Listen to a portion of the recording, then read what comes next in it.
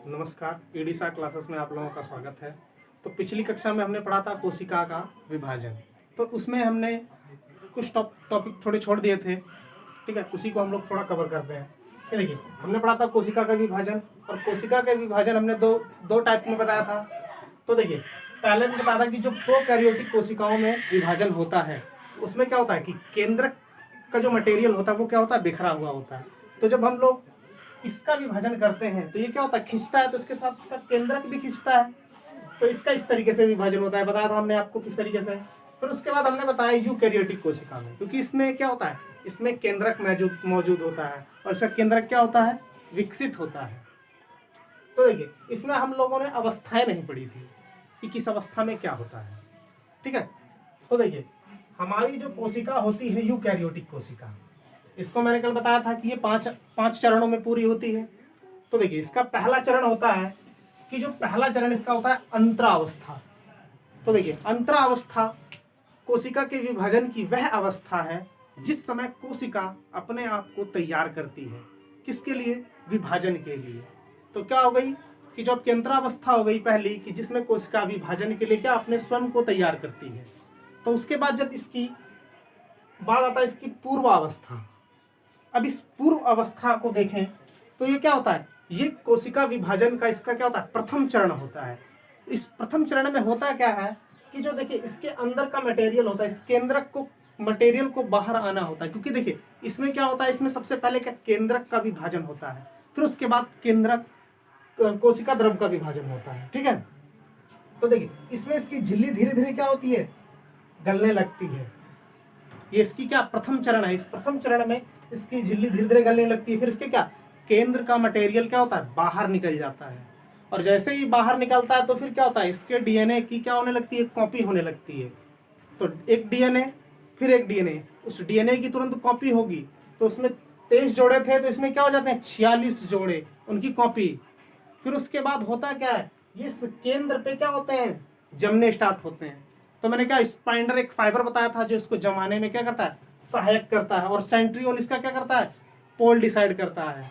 तो देखिए सेंट्रियोल पोल किस तरीके से डिसाइड करता है, अगर मुझे इस पेन को स्टैंड करना है, अगर मुझे यहाँ पेन को इस हवा में खड़ा करना है, तो इसका पोल डिसाइड मैं कैसे करूंगा, एक धागा उधर बांधूंगा, एक धागा इधर बांधूंगा, और बीच में इसको सेट कर दूंगा। इसी प्रकार कुछ इसी प्रकार ये इसकी जो मध्य अवस्था होती है, इस मध्य अवस्था में ये गुणसूत्र जाकर इसी तरीके से अरेंज हो जाते हैं। तो फिर क्या होता है, इसकी जो पश्च अवस्था होती है, इस पश्च अवस्था में ही क्या ये अपने सेंटर की ओर क्या होते हैं, खींचने चले जाते हैं। जो पोल डिसाइड किया होता है किसने, उसी की तरफ क्या होता है, ये खींचने लगते हैं। सेंट्रियोल ने जो पोल डिसाइड किया था ये अपने खींचने लगते हैं। तो खींच जाते हैं तो क्या होता है, ये एक साइड और ये एक साइड। तो देखिए ये होती है आपकी पश्चात अवस्था। और जब आपकी अंतरावस्था आती है ना, तो ये क्या करते हैं, ये अलग, ये इसको लेकर अलग हो जाता है, और ये इसको लेकर अलग हो जाता है। देखिए इस समय जब कोशिका का विभाजन होता है ना, तो इसके अंदर जो कोशिकांग होते हैं ये ऑटोमेटिक सब क्या होते हैं, गायब हो जाते हैं। और इसकी कोशिका की जो इस केंद्रक की झिल्ली वो भी गायब हो जाती है। और क्या, जैसे ही ये विभाजित होते हैं दो, तो तैसे ही केंद्रक की झिल्ली ऑटोमेटिक क्या होती है, अपने आप आ जाती है, और इसकी भी अपने आप आ जाती है, ठीक है। और धीरे धीरे क्या इसमें सारी चीजें आ जाती हैं, इसके कोशिकांग इसके अंदर, जैसे माइटोकॉन्ड्रिया हो गया, लाइसोसोम हो गया, इसमें लवक हो गए, ये सारी चीजें, गाल्जी का हो गया, ये सारे ऑटोमेटिक इसमें फिर आपके आप प्रकट हो जाते हैं, ठीक है। तो इस प्रकार ये क्या हो, ये मदर सेल हुई और ये इसकी डॉटर सेल हुई, ठीक है ना। जब देखिए कोशिका का विभाजन होता है, तो जब इसी को हमने क्या कहा था कि जो प्रोकैरियोटिक कोशिका होती है, अगर इसमें गुणसूत्र नहीं पाए जाते, क्योंकि इसके केंद्र का मटेरियल बिखरा होता है, तो इसका जब विभाजन होता है तो इसको हम लोग कहते हैं असूत्री विभाजन, असूत्री विभाजन, ठीक। तो देखिए अब इसमें गुणसूत्र हैं, इसमें गुणसूत्रों का भी विभाजन हो रहा है, और किस रूप में हो रहा है, समान गुणसूत्रों में। तो देखिए 23 जोड़े गुणसूत्र थे यहाँ पे, तो यहाँ पे 23 जोड़े गुणसूत्र ही हुए।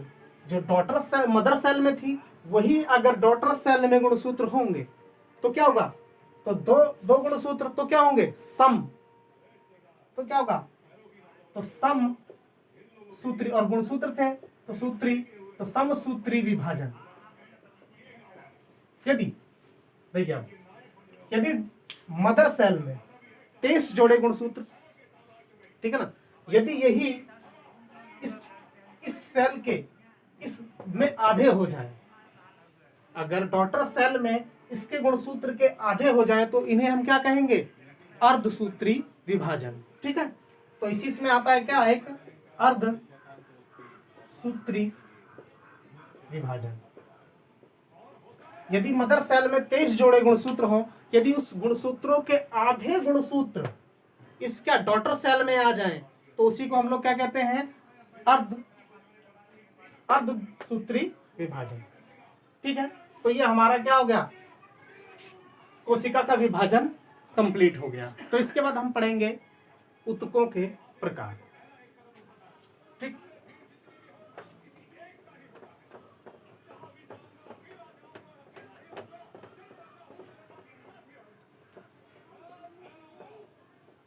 अब देखिए, तो देखिए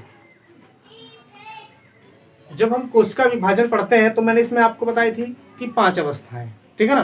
तो देखिए उसका अगर एक एग्जाम्पल लें हम लोग, कि अगर मान लो एक घर में 2 पति पत्नी हैं, अगर उनमें झगड़ा हो जाता है, ठीक है, अगर जब उनमें झगड़ा हुआ तो कल से उन दोनों ने कह दिया कि कल से तुम अलग रहना और मैं अलग रहूंगा, दोनों आपस में क्या कर लेते हैं, अलग अलग रहने का इरादा बना लेते हैं। तो और रात भर उनमें क्या होगी, रात भर उनमें क्या होगा, बंटवारे होंगे सामानों के, कि वो अपना सामान अलग रख ले और वो अपना सामान अलग रख ले। कि भाई पति से बोलेगा कि पत्नी बोलेगी कि अपने सामान आप अलग रख लीजिए, और पत्नी क्या बोलेगी, आप अपने सामान अलग रख लीजिए। दोनों में क्या हो जाता है, पहले उनका क्या हो जाता है, बंटवारा हो जाता है सामान का अंदर ही अंदर। तो उसी प्रकार कोशिका का विभाजन, सबसे पहले केंद्र का विभाजन होगा, लेकिन बाहर अभी कुछ नहीं होगा। तो उनमें रात भर पैकिंग करते हैं जैसे, तो उसके बाद क्या, अगले दिन ही सबको पता, किसी को नहीं चलता, क्योंकि 4 दीवारी के अंदर उनमें क्या हो रहा है, बंटवारा। लेकिन अगले ही दिन क्या होता है, अचानक वो दोनों अलग अलग हो जाते हैं, और मिस्त्री बुलाया और घर के बीच में क्या सीधे दीवार खड़ी, तो उससे पता क्या होता है कि इनके क्या हो गया, विभाजन। ठीक है, तो एक एग्जाम्पल था आपकी कोशिका विभाजन का, कि इसके 5 चरण में होते हैं। क्योंकि जो को भी कोशिका होती है, अगर 24 घंटे में वो विभाजित हो रही है तो 23 घंटे वो क्या करती है, अपनी तैयारी करती है, और 24वें घंटे में क्या, सीधे अलग। ठीक, तो इसके बाद अब हम लोग पढ़ते हैं कि इसमें ऊतक। अब हमारा कोशिका का पोर्शन खत्म हो गया, अब इसमें हम लोग पढ़ेंगे ऊतक। ठीक, अब ऊतकों के प्रकार। तो देखिए मैंने आप लोगों को बताया था कि जो ऊतक होते हैं उनमें क्या, एक ही प्रकार की कोशिकाओं के समूह को हम लोग क्या कहते हैं, ऊतक। और देखिए ऊतक 3 प्रकार के होते हैं। पहला आपका होता है उपकला ऊतक, और दूसरा होता है आपका संयोजी ऊतक, और तीसरा हम लोग पढ़ेंगे तंत्रिका ऊतक। ठीक है, तो देखिए हम लोग जब पढ़ेंगे कि उपकला ऊतक है क्या। ठीक है, तो देखिए उपकला ऊतक में हम लोग देखेंगे कि जो हमारे शरीर को क्या ढके हुए है, एक आवरण पहनाए हुए है। तो हमारे शरीर को आवरण किसने पहनाया, हमारी त्वचा ने। ठीक है ना, तो देखिए हमारे शरीर का जो क्या पूरे आवरण पहनाए हुए हैं, उसी को हम लोग क्या कहते हैं, उपकला ऊतक। ठीक है ना, एक ही प्रकार की कोशिकाओं का समूह है। लेकिन अगर हम लोग इसी त्वचा में देखें तो देखिए यहाँ की जो क्या है, उपकला ऊतक अलग है, यहाँ की उपकला ऊतक अलग है। आप अपनी एड़ी में देख लें तो वहाँ की उपकला ऊतक अलग है। तो देखिए इसीलिए हम लोग क्या कहते हैं, जो हमारी चमड़ी होती है या हमारी त्वचा होती है, उसको हम लोग क्या मानते हैं, एक अंग मानते हैं। जैसे आपसे शरीर में पूछ लिया, शरीर के अंदर सबसे बड़ा अंग कौन सा होता है, शरीर के अंदर वाले भाग में, तो क्या होता है, लीवर। अगर उसको बाहर पूछ लिया तो सबसे बड़ा अंग कौन सा होगा आपका, क्या होगा, त्वचा। ठीक है, तो ये उपकला ऊतक। तो क्या हुआ है कि हमारे शरीर को आवरण पहनाए हुए इसी को कहेंगे हम लोग उपकला ऊतक। तो उसके बाद अगर हम लोग देखते हैं कि ये संयोजी ऊतक क्या होते हैं। संयोजी ऊतक का मतलब होता है कि जो किसी का संयोग करे, कहने का मतलब जो जोड़े एक दूसरे को, उसी को क्या कहते हैं, संयोजी ऊतक। कि जैसे हमारा ब्लड है, ये भी क्या होता है, एक संयोजी ऊतक है।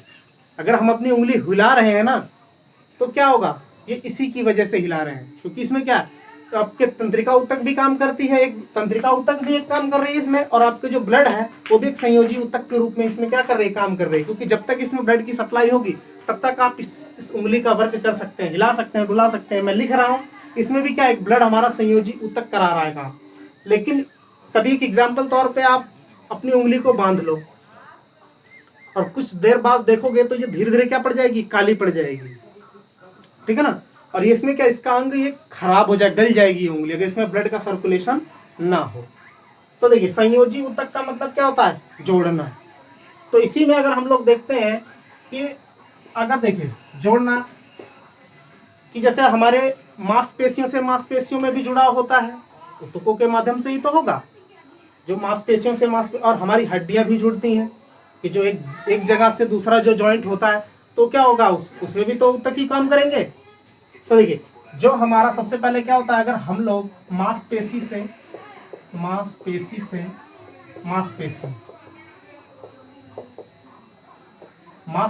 मांसपेशी में अगर हम लोग जोड़ देखेंगे तो इसे क्या कहेंगे, टेंडन। इसको क्या कहते हैं, ये आपकी एग्जाम की दृष्टि से लिए बहुत इंपॉर्टेंट है। तो मांसपेशी से मांसपेशियों में जो संयोजन होगा, जो क्या होगा, संयोजी ऊतक होगा, उसे हम लोग क्या कहेंगे, टेंडन। और जब हड्डी से हड्डी में होगा, हड्डी से हड्डी में तो उसे क्या कहेंगे, लिगामेंट, ठीक है, लिगामेंट। हड्डी से हड्डी में जो जोड़ होगा उसे क्या कहेंगे, लिगामेंट। तो ये आपका क्या हो गया, संयोजी ऊतक हो गया। उसके बाद अगर हम लोग देख लें तो तंत्रिका ऊतक, मैंने बताया आपको क्या, तंत्रिका ऊतक। तो तंत्रिका ऊतक में आप क्या देखें कि जो हमारी उंगली हिल रही है, तो ये किसी न किसी माध्यम से हमारे मस्तिष्क हमें सिग्नल दे रहा है, ठीक है ना। कोई भी चीज है अगर आप कर रहे हो, ठीक है ना, तो हमारे क्या नर्व सेल्स हैं, वो क्या हमारे मस्तिष्क को क्या पढ़ते हैं, संकेत पहुंचाते हैं। तो जिससे क्या हमारा शरीर इसी ऊतकों के माध्यम से क्या जुड़ा हुआ होता है, तंत्रिका ऊतक से, ठीक है ना। कि अगर आप खड़े हैं ना, तो ये सिर्फ इसी की बदौलत है, तंत्रिका ऊतक की बदौलत। आप खड़े हैं तो क्या आपके शरीर को किसने रोका हुआ, इस तंत्रिका ऊतक ने। आप चल रहे हैं, फिर रहे हैं, तो ये क्या तंत्रिका ऊतक के अकॉर्डिंग है। तो इसने क्या किया है, सारे जो तंत्रिका नर्व्स हैं एक दूसरे को क्या करी हैं, जोड़े हुए हैं इसने। तो क्या आप इसी के माध्यम से क्या करते हैं, हम लोग मस्तिष्क को क्या सिग्नल प्रोवाइड कराते हैं, ठीक। अब देखो कि यदि एग्जाम्पल तौर पे लो, किसी व्यक्ति को एक पैक पिला दिया जाए दारू का, ठीक है ना, तो क्या करता है, उसकी कभी इधर चलेगा तो कभी उधर चलेगा, उसके पैर सीधे नहीं पड़ते, क्योंकि मस्तिष्क के अग्रभाग में हम लोग क्या देखते हैं, एक थैलमस होता है, ठीक है ना, और पश्च भाग में उसके क्या होता है, सेरेबेलम होता है। और जो थैलमस भाग होता है कि हमारे क्या करता है कि हमें जो कोई चीज़ है, ठंडा है, गर्म है, उसके जो सिग्नल उसी में प्रोवाइड होते हैं, और उसका क्या करता है, वो फील करता है, ठंडा हो या गर्म हो। तो कभी देखा होगा जिसने कभी ठंड में अगर कोई दारू पी लेता है तो उसको क्या होती है, ठंड नहीं लगती, तो उसका क्या थैलमस वाला भाग प्रभावित हो जाता है। ऐसे अनुमस्तिष्क होता है जो हमारे शरीर का क्या करता है, बैलेंस बनाए रखता है। तो इसी वजह से वो प्रभावित हो जाता है, तो व्यक्ति क्या करता है, उसकी चाल सही से नहीं पड़ती, तो कभी वो इधर चलेगा तो कभी उधर चलेगा। तो वो क्या, हमारा अनुमस्तिष्क जो होता है वो उसको कंट्रोल करता है इससे। तो आप एक छोटे से बच्चे को भी देख लीजिए, जो जब बच्चा पैदा होता है तो उसका मस्तिष्क क्या होता है, उतना विकसित नहीं होता, जिससे वो चल नहीं पाता। लेकिन धीरे धीरे धीरे वो चलने का जब प्रयास करता है तो क्या अपने दिमाग से, अपने मस्तिष्क से वो क्या करता है, प्रयोग, और प्रयोग करते करते क्या करता है, वो उससे सीख जाता है चलना। तो उसके क्या माइंड जब विकसित होता है धीरे धीरे क्या करता है, चलना सीख जाता है। तो देखिए ये तंत्रिका ऊतक अगर एक बार खराब हो गई तो इसमें क्या होता है, जल्दी ये रिपेयर नहीं होती, ठीक है ना। तो इसमें सबसे ज्यादा जो सिद्ध होता है इसके उपचार के लिए वो क्या होता है आपका सिद्धा। ठीक है ना, आपने सिद्धा देखा तो बहुत होगा लेकिन सुना कम होगा। तो देखिए हमारे शरीर के उपचार के लिए, हमारे शरीर के उपचार के लिए सरकार अलग अलग प्रकार के विभाग बनाती है जो क्या हमारे लिए ही तो होते हैं वो सारी चीजें। तो इसी में एक होता आयुष, सुना होगा आयुष, जिसमें क्या होता है ए से आयुर्वेदा, वाई से आयुर्वेदा, वाई से होता है योगा, यू से होता है यूनानी और एस से होता है सिद्धा और एच से होता है होम्योपैथ।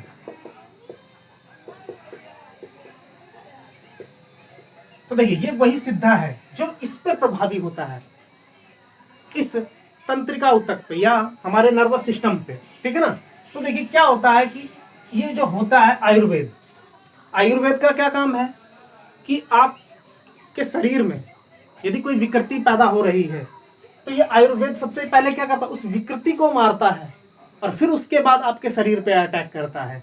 तो इसमें हम लोग क्या कहते हैं, आयुर्वेद की दवाइयाँ खाने में हमें क्या बहुत समय लग जाता है, उसके ट्रीटमेंट में बहुत अधिक समय लेता है। लेकिन आप जो एलोपैथिक की दवाइयाँ खा लेते हैं, तो जो एलोपैथिक जो अंग्रेजी दवाइयाँ होती हैं आप उसे खाते हैं कि अगर आपके सर में दर्द हो रहा है या कहीं भी दर्द हो रहा है तो वो क्या करता है एलोपैथिक दवाई, तो वो उस विकृति को ना मार के उसके सिग्नल को रोक देता है। जैसे मस्तिष्क में आपके दर्द हो रहा है और ये नर्व सेल्स को ही जाम कर देगा कि जब ना सिग्नल पहुंचेगा ना दर्द होगा।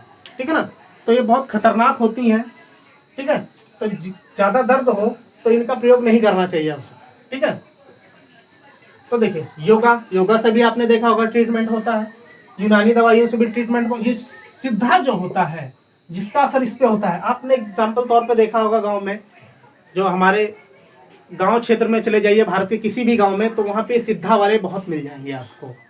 तो जो सिद्धा वाले होते हैं वो क्या करते हैं, चाहे लौंग लेंगे या आपकी राख लेंगे और आपके सर के ऊपर से घुमाया, सिर में दर्द हुआ तो दे देंगे, लोग खा लेना ठीक हो जाओगे। तो ये असरदार भी होता है और सही भी होता है। ठीक है, और 1992 में अगर आप देखें या देख लो आप कि आपने सुना होगा एक पीलिया, अगर गांव में चले जाओ तो पीलिया के इलाज से पहले लोग क्या करते हैं, इस पीलिया को झड़वाते हैं पहले। तो कहाँ जाते हैं, यही तो है सिद्धा, पीलिया झड़वाते हैं और ठीक भी हो जाते हैं। तो 1992 में WHO में इसकी क्या हुई, बहुत आलोचना की गई। WHO में इसकी बहुत आलोचना की गई, लेकिन क्या किया भारत ने इसके बहुत प्रमाण प्रस्तुत किए और रिपोर्ट बनाई और उसके बाद क्या हुआ, WHO में भेजा गया। फिर WHO से क्या हुई, टीम गठित होकर भारत में उन्होंने क्या किया, 2 साल तक रिसर्च किया था। जब 2 साल का रिसर्च किया उन्होंने इस भारत में, तो उन्होंने सिद्धा की एक से एक क्या हुई, सिद्धा की अलग अलग थ्योरियां आई, जिससे उनमें क्या हुआ, सिद्ध भी हुआ ये सिद्धा कि क्या आवश्यक काम करता है, किस पे, इस तंत्रिका ऊतक पे। जैसे आपने देखा होगा किसी को लकवा मार जाता है या किसी को पीलिया हो जाता है तो क्या करते हैं वो लोग झड़वाते हैं और सही भी हो जाते हैं। तो 1995 में WHO ने भी इसको क्या कर दी, स्वीकृति दे दी और इसे क्या कहा कि एक अलग शाखा बना दी जाए, जिसमें क्या, मंत्र विज्ञान, क्योंकि सिद्धा वाले क्या मंत्र ही तो बोलते हैं, जिस मंत्र की सहायता से वो लोग क्या करते हैं, उसको ठीक कर देते हैं। ये सबसे ज्यादा प्रभावी इस पे क्या होता है, यही होता है सिद्धा, और एच से क्या होता है आपका, होम्योपैथी। ठीक है, चलिए आज की क्लास समाप्त करते हैं, धन्यवाद।